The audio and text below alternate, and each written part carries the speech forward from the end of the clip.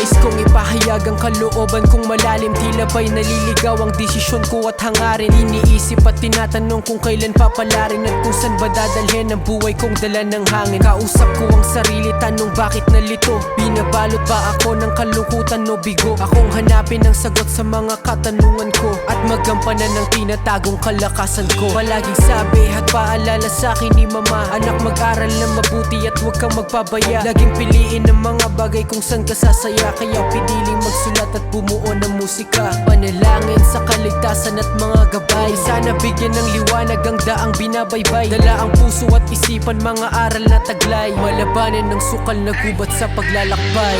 Sa iba umasa, sana may sarili kang gawa sa mga kamalian mo itama, para lang hindi ka mabahala. Dapat wag ka sa iba umasa, sana may sarili kang gawa sa mga kamalian mo itama, para lang hindi ka mabahala.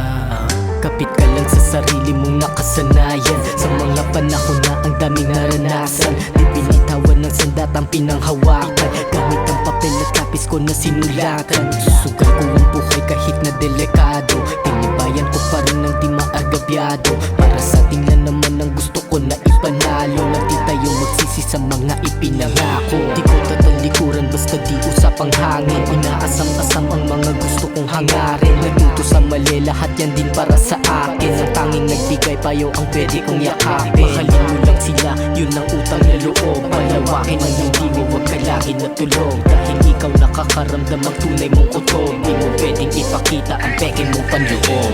Sa iba umasa, sana may sarili kang gawa sa mga kamalian mo itama, para lang hindi ka mabahala. Dapat wag ka sa iba umasa, sana may sarili kang gawa sa mga kamalian mo itama, para lang hindi ka mabahala.